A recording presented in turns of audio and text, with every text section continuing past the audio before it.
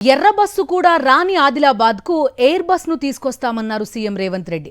ఉమ్మడి ఆదిలాబాద్ జిల్లా అభివృద్ధికి కాంగ్రెస్ ప్రభుత్వం కట్టుబడి ఉందన్నారు. బోరాజ్ మండలం హతీఘాట్లో చెనకా కొరటా పంప్ హౌస్ను ప్రారంభించిన సీఎం రేవంత్ రెడ్డి తుమ్మిడిహట్టి ప్రాజెక్టును నిర్మించి ఆదిలాబాద్ జిల్లాకు గోదావరి నీళ్లు అందిస్తామన్నారు.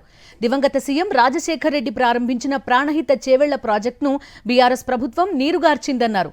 శంషాబాద్ ఎయిర్పోర్ట్ సమీపంలో ఫ్యూచర్ సిటీని నిర్మించి ప్రపంచ కంపెనీలను తీసుకొచ్చే ఎందుకు కృషి చేస్తుంటే ప్రతిపక్ష నేత కేసీఆర్ శుక్రాచార్యుడిలా వ్యవహరిస్తున్నారని మండిపడ్డారు సీఎం రేవంత్ రెడ్డి.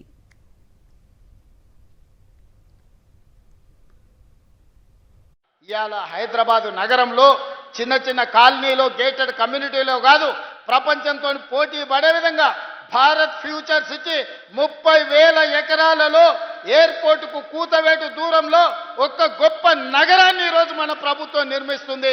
ప్రపంచంలో ఉన్న ప్రతి సంస్థ ఆ నగరంలో పెట్టుబడులు పెట్టబోతుంది.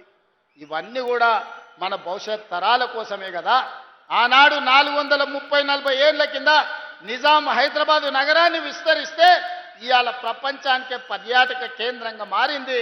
ప్రపంచానికే పెట్టుబడులకు స్వర్గధామంగా మారింది హైదరాబాద్. ఆ రోజు నాకెందుకని ఆయన అనుకుని ఉంటే ఇవాళ ఇన్ని లక్షల మందికి ఉద్యోగ ఉపాధి అవకాశాలు వస్తుండేనా?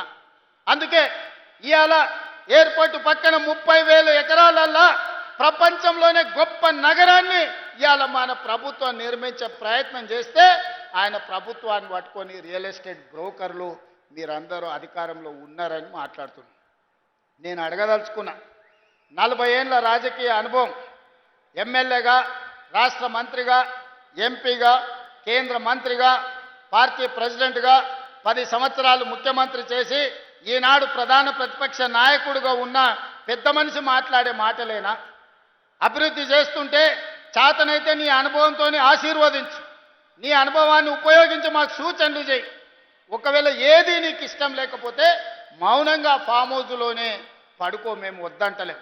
కానీ వెనకటికి పురాణాలలో మనం చూసినాం, శుక్రాచార్యుని శిష్యులు మారీచుడు, సుబాహుడు అని రాక్షసులు ఉండేటోళ్ళు. దేవతలు యజ్ఞాలు యాగాలు చేస్తే శుక్రాచార్యుడి సూచనతోని మారీచుడు, సుబాహుడు వచ్చి ఆ యాగాలను యజ్ఞాలను భగ్నం చేసేటోళ్ళు. లాస్ట్కి ఏమైందే? రాముడి చేతిలో సచ్చింది. ఇవాళ కూడా శుక్రాచార్యుడు ఫామ్ హౌస్లు ఉండు, ఓ మారీచుడు, ఓ సుబాహుడు అసెంబ్లీకి వచ్చి అడ్డం పడుతున్నారు బావా బామ్మార్దుల ముసుగులో.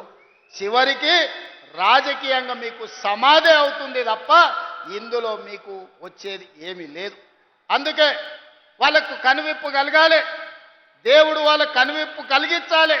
10 సంవత్సరాల అధికారాన్ని అనుభవించను, 8 లక్షల కోట్ల రూపాయలు అప్పు చేసిండ్రు, 1,000 కోట్ల రూపాయల దోపిడీ చేసిండ్రు. ఇప్పుడు ప్రజలకు మేలు జరుగుతుంది, ప్రజలకు సహాయం అందించాలనే ప్రయత్నం చేస్తున్నాం. మీరు ఆశించినవన్నీ ఒకటేసారి జరగకపోవచ్చు, కానీ విడతల వారీగా మనం సమస్యలు పరిష్కరించుకుంటున్నాం.